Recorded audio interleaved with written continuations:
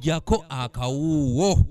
Ng'abayizi tebanadda ku masomero, Meeya w'Entebbe Vincent Kayanja Dipo ng'ayatira mu nteekateeka ya gavumenti ey'okuvujjirira amasomero ya School Facilities Grant atongoza okuddaabiriza amasomero ga gavumenti gonna agasangibwa mu kibuga ky'Entebbe. Okutongoza kuno akukedde ku ssomero lya Sacred Heart Bugonga Primary School erisangibwa ku kyalo kya Bugonga mu Entebbe.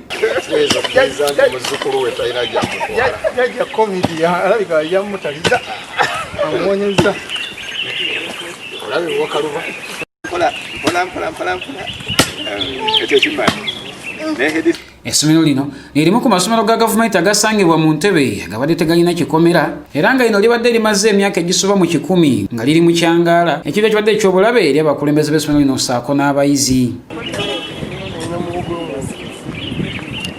Bw'abadde agerako eri bannamawulire, Meeya ategeezezza ng'enteekateeka eno bwe bazze bagikola mu masomero ga gavumenti mu Entebbe era n'annyikiza obukulu obuli mu kusiba ekikomera ku ssomero. Ko mu kisanja kino okulaba nga amasomero gaffe gonna galiko enkomera.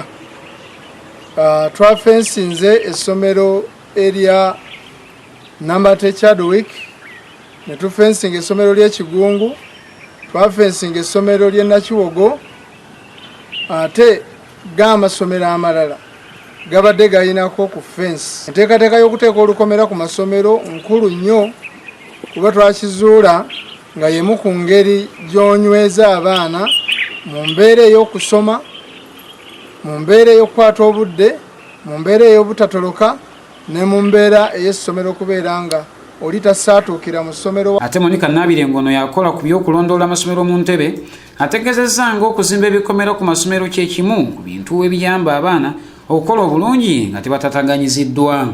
Amanya mbu kikulu okufensinga amasomero gaffe era at least 90% gabadde gali fence. Tulina 15 UPE schools. Lwaki twalowooza kino kikulu yemu ku strategy tulayinze okulaba mu improvinga ku academic performance kubanga abaana babadde bajja we baagalira nga time tebagikeepinga ate baddayo we baagalira ng'ate okusoma kukyagenda mu maaso ekibadde kyaffectinga okusomesa. Yakulira essomero lino Fred Damba annyonnyodde obuzibu bwe babadde basanga olw'obutaba na kikomera ku ssomero lyabwe.